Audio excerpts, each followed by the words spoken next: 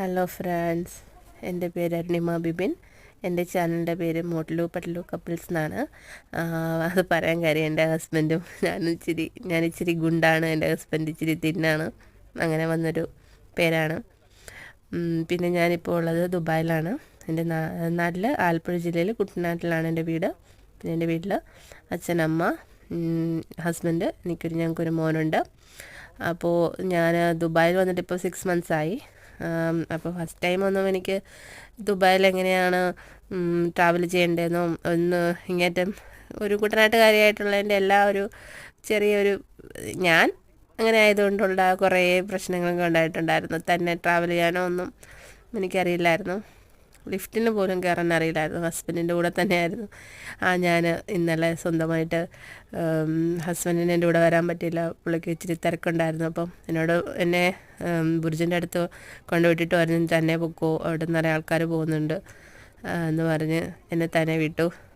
First എനിക്കൊരു ചെറിയൊരു മടിയുണ്ടായിരുന്നു പോകാൻ.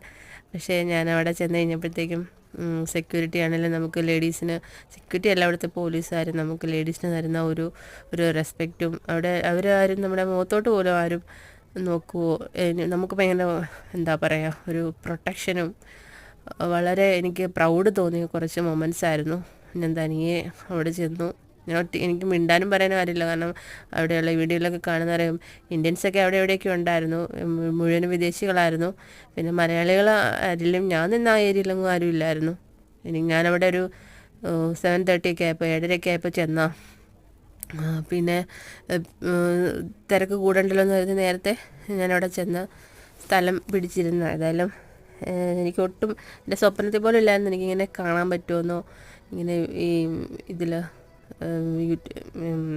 വീഡിയോയിൽ ഇങ്ങനെ സ്വന്തമായിട്ട് എനിക്ക് ബുർജ് ഖലീഫയിൽ പോയി ന്യൂ ഇയർ അവിടെ ആഘോഷിക്കാൻ പറ്റുമെന്നൊന്നും സ്വപ്നത്തിൽ പോലും ഇല്ലായിരുന്നു. ഞാൻ ഈ കാണുന്ന വീഡിയോയുടെ ഒരു ഒത്ത നടുക്കായിട്ട് എനിക്ക് നന്നായിട്ട് ഇരിക്കാൻ പറ്റി, അടുത്ത് തന്നെ ഇരിക്കാൻ പറ്റി, കാഴ്ചകൾ കാണാൻ പറ്റി. ഞാൻ ഇവിടുത്തെ എല്ലാം എന്നാ പറയുന്നത്, ഇവിടെ നിയമങ്ങളും നമുക്ക് തരുന്ന ഒരു കെയറിങ്ങും അതെല്ലാം കണ്ട് വളരെ നല്ലൊരു സായാഹ്നം ആയിരുന്നു എനിക്ക് അവിടെ കിട്ടിയത്.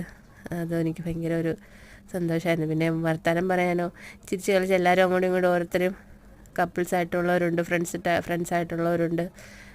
അങ്ങനെ ഒരേ നാട്ടുകാർ, ബന്ധുക്കൾ എല്ലാവരും ഉണ്ടായിരുന്നു. ഞാൻ മാത്രം മിണ്ടാനും പറയാനും ആളുമില്ലാതെ ഒറ്റയ്ക്ക് അവിടെ ഇരുന്നു. പക്ഷേ എനിക്ക് ഒറ്റയ്ക്ക് ശീലമായതുകൊണ്ട് കുഴപ്പമില്ലായിരുന്നു.